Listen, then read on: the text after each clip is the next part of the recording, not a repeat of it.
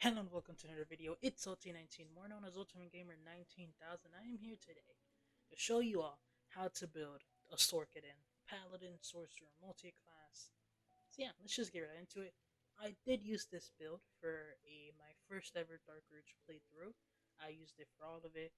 It was consistently powerful. It was extremely powerful. So yeah. PSA, you do not have to be a Dark Urge for this build to work. I was a Dark Urge.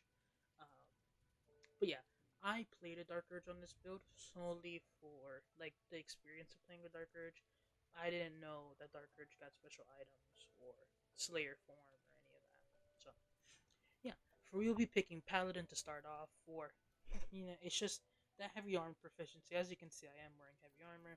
Oath of Vengeance because Vengeance Paladin straight up just is the best. You could go Devotion or Ancients, but I think just Vengeance is so much better. Now for ability scores, these are the ones I recommended for Paladin to use. I think these are garbage for this build at least. I usually for most of my martial builds, I usually enjoy just straight up using Hill Giant Strength Elixirs. They're very easy to get. You can get them plentifully. I understand some people don't like that. I personally, that's how I build all of my melee builds, especially this build, because this build doesn't get many feats. It only gets two. So in reality, I think just take the giant strength elixir. Like it's worth it. So we will be dumping strength, and we'll be getting 16 constitution, 17 charisma, and then finally a 15 dexterity, well 14 dexterity, and then flatten out that wisdom. Now, if you want to, you could get now if you want to for Aunt Auntie's hair. I will not be expecting you to use it because I feel like that's dumb for some builds, but for this build, because you may use this build for Mintara, it is a very good Mintara build too. But I am building it on my Dark Urge. If you do get Auntie Eto's hair and you decide to use it on this character, bump up that charisma to 18 for your aura. But aside from that, I wouldn't really recommend, well, it's not that I wouldn't recommend, but this build doesn't need Antieto's hair. So if you have another build that really needs it, like a monk or something, then they can easily get it. Now we'll go into level 5, and then I'll kind of go over some of the act. We'll go level. I usually leave Act 1 at level 7. So we'll go at level 7, then by level 7, I'll show you all the items you can get in Act 1. For fighting style, we'll be taking defense for a really high AC. For prepared spells, pick whichever your favorite. I usually never cast any of these spells. I usually just smite with all my spell slots. Even when I get sorcerer levels, I'm just like smiting fun. Now we do get as a Loftsworn Drow, Fairy Fire.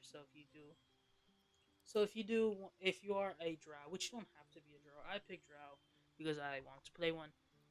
And also getting Fairy Fire, being able to auto generate advantage is pretty nice when you don't have your Channel Divinity. But at level 3, we do gain Valve Enemy. That Fun fact: if you cast Valve Enemy on yourself, you can actually get advantage against every target, not just the one you cast it on. So please, don't be dumb. Do Valve Enemy on yourself instead of a character.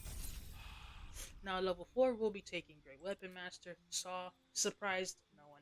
Your Weapon Master, you can take a -5 to hit, but a +10 to damage. And later on in the game, that -5 becomes non-existent. A racial feature at level 5, we do get Darkness, which can be, I guess if you have like any monks on your team. For level 2 spells, again, I wouldn't recommend using any of these. If you don't have a cleric, then maybe casting aid is fine. But if you do have a cleric, I really wouldn't recommend it. Now, for level 6, we do gain our Aura of Protection. Basically, you and nearby allies, I think it's 10 feet, have a +3 in this case to all Charisma saving throws. It is equal, no, to not all Charisma. It's you add your Charisma to your all of your saving throws plus everyone around you saving throws. So now that's 8 intelligence you have. That'll be a -1 to intelligence saving throws. Is not a +2. It is a very powerful feature, and I feel like all paladins that have a good charisma should take it, because if not, you're kind of screwing yourself over. Now, for 7th level, we'll be taking our first level of Sorcerer. Now, for cantrips, we'll be taking Friends, because it's really powerful. Make sure, watch out who you use it on, because some NPCs might get mad. Shocking Grasp for the Trials of Baldurin, because spoilers, we do have the giant Slayer blade. So having shocking grasp is pretty cool. Ray of Frost to kind of cool down any hot environments, and then Firebolt for some really good, nice range. If I'm being honest with you all, took a sip of water. Make sure to drink water. Make sure to drink water. We really aren't going to be using any of these cantrips except for friends because of how just potent, because um, because in reality with this build, we have the boots of speed. We have so many things that can just grant us more mobility that it's really not necessary. Now we'll be taking Shield and Magic Missile for two spells of choice because they are just generally the best spells you can get. Now for our Draconic, for well, kind of spoiled it for our Sorcerer Bloodline, we'll be picking Draconic. If you guys don't know, Draconic Bloodline genuinely is just one of the stronger ones. It's just extremely OP. If you don't know, it gives us 1 extra HP for every sorcerer level, so taking sorcerer levels on this build isn't as taxing because you do have more HP. Also, you do get natural armor, which is actually really strong for some builds, but for this build it's kind of useless because you are wearing heavy armor. For our Dragon Ancestry, honestly, pick whichever one you like. I think we'll pick Cold for Armor of Agathis, because Armor of Agathis usually is very strong. So yeah, that is level 7. So now we'll kind of be going into what armory I expect everyone to have by Act 1. Now, by Act 1, if you are playing as a Dark Urge, you will have the Deathstalker's Mantle, which every time you kill an enemy, you gain invisibility. I've used this for my build. It's just so damn OP. It's so damn strong. It's insane. Now, for your armor, you most likely will have the Adamantine Split Armor, which it's basically all incoming damage is reduced by 2. You can't be crit, and if someone misses you, they are, they get sent reeling for 3 turns. Really strong. Overall, this armor you'll be wearing all the way into Act 2 until you get some certain General's armor. Now, we do have the Envoy's Amulet, which I did use on this character. If I'm being honest, your amulet slot can really be anything you want.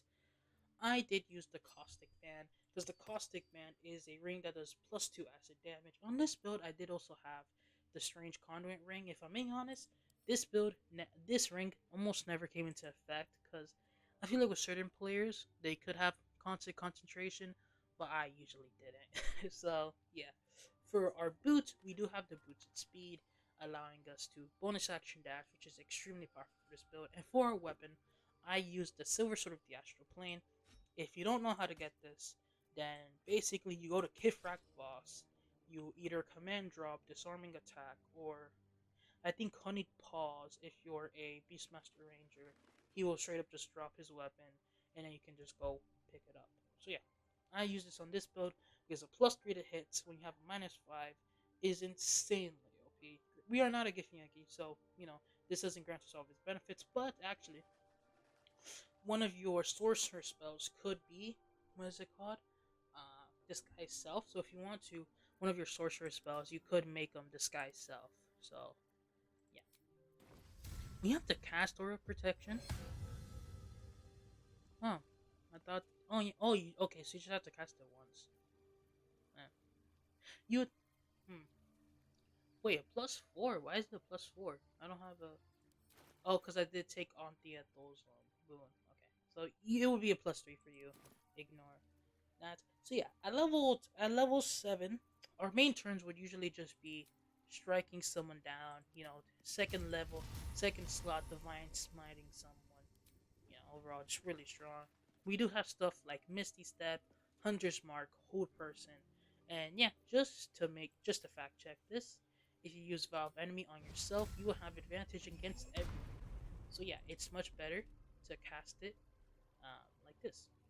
As you can see, if you look on top, you do have Valve Enemy that is granting auto advantage. So yeah, as you can see, everyone is getting it. Now, we shall be going to Act 2, which I usually leave Act 2 around level 10, so I'll be going until level 10. Now, at the second level of Sorcerer, we do gain an additional spell, so now here, if you want to, you could pick up Disguise Self, but I'll pick up Feather Fall. Because, I don't know, I just think, in general, I think Githyanki in this game, at least male Githyanki, are pretty damn ugly. Like, I haven't really tried to customize one, so I'm like, Like, I don't want to play a Githyanki. Which, if you do, you could. It probably is a better choice to make your character a Githyanki. Like, it probably is a better choice, but in reality, eh. Now, we are going to be taking up Twinned and Careful Spell. Just two really good meta magics in general. Game breakingly busted, some would argue. Twin Spell can be pretty game breakingly busted. I have had times where a twin hold person is extraordinarily nice. So yeah, that is level 8. Now at level 9, we'll be getting the third level, second level sorcerer spells. So here, I think we're just gonna want to take, probably mirror image or enlarge reduce. I'll take mirror image because more armor class is nice. And then here we're gonna want to take quicken spell because quicken spell is just so damn powerful. So yeah, now we've reached the fourth level sorcerer, and here we're gonna be taking. We do get an additional cantrip, which I guess we'll just take light. And for spells, we'll be taking large reduce or web. Yeah, we'll just take a large reduce. And then for our feet, we'll be taking tough just to get more HP. Because with this build, I feel like the HP is lacking a little bit, even though we did pick up the draconic sorcery background. So just having the tough feet to give us even more HP is extremely nice. Now for armor, we do get the Reaper's Embrace, which is dropped by Kethric Storm. It basically gives us a higher armor class and Howl of the Dead, which two nice things. And aside from that, for your gloves, you could equip the Flawed Helldust gloves, which can be pretty nice. You could equip the Evasive Shoes, but I wouldn't recommend it because in reality, they're not the most powerful. But yeah, throughout this build, as you can see, it doesn't really get many bonuses until you reach Act 3, where it just gains so much stuff. And now we've reached level 11. At level 11, we are Sorcerer 5, meaning we get some really good spells. Now, personally, I think I pick up Counterspell here and replace the Enlarge Reduce with Fireball or Lightning Bolt, whatever you prefer. Sometimes, even though it can be so powerful to just rock in, start slicing everyone down, a well placed Fireball can just completely destroy an encounter. Now, at level 6, we do gain some like elemental affinities. Those aren't really that important. We will be picking up haste here. Being able to twin haste on ourselves and someone else is just very powerful. And yeah, that's kind of all the lows for this build. Now I'm going into final items. Now for our armor, we'll be picking up the armor of I can't read that. I can't pronounce that. This is bought from Damon in Act 3, so make sure you don't kill Lastlight in. Yeah, I did play what is it called? A resisting Dark Urge. So yeah, um, this armor is the best armor in the game. Yes, Raphael's armor exists. It's better for a sorcerer, not a paladin. Only incoming damage is reduced by 2, which is the same for all of these magical plate that we are wearing. You gain resistance and blade ward. If you don't know what these two spells mean, blade ward grants resistance to bludgeoning, piercing, or slashing damage. Resistance is a D4 to saving throws. So now our saving throw bonus is extremely high, and we resist almost most common damage types in the game. Yeah, this armor is extremely broken. Some other stuff we do get the Gorn Mel.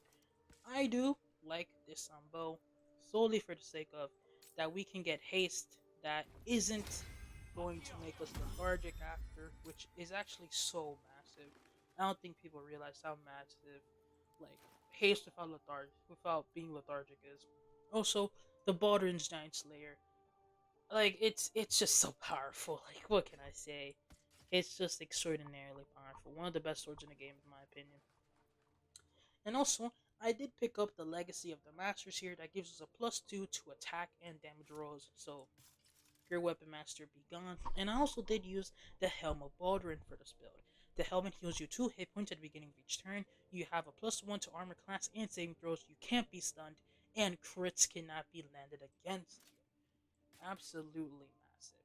So yeah, for other helmets, if you don't really like the helmet of Baldwin or someone else is using it, you could use the Birthright, Servox Horned Helmet, or the Horns of the Berserker. Finally, this build is extremely strong. As you can see, you have a 5th level spell slot. I'm pretty sure the maximum for Divine Smite is a 3rd level. No, 4th level slot. So you can maximally hit with a Divine Smite.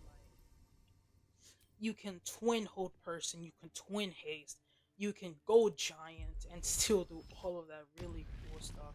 It's just this build is so versatile, can do so much damage. As you can see, we have our 2 consenting test subjects, so we're just gonna, without luck at the far room, see how much. And yeah, we just one shot him, and he has 66 HP, and he just fell to 1 Divine Smash 4th level, and we can do 3 of those a day. Yeah, it's and Sir Fizzle Pump. He's gonna he's Arcane Ward up. So can we kill him through his Arcane Ward? We killed Sir Fizzle Pump even through his Arcane Ward. We took him out. As you can see, this build is extremely powerful. And during your Nova rounds, when you have the haste from Gontermel, hundreds of damage is easily applicable, especially if you can twin hold person. I know there is a ring that allows you to cast like hold person. I think it's like illusion enchantment spells as a bonus action. On this build, I sadly didn't pick it up. So yeah, and most people are like, oh, that ring is must have for Sorcerer build. I didn't pick it up. So that just shows how powerful this build can be, and just how destructive this build can truly be. This build supports your teammates and just wreaks utter havoc. But yeah, that's all for today's video. If you guys did enjoy, make sure to like, comment, and subscribe. And yeah, that's it from your boy, OT19, signing out. Peace.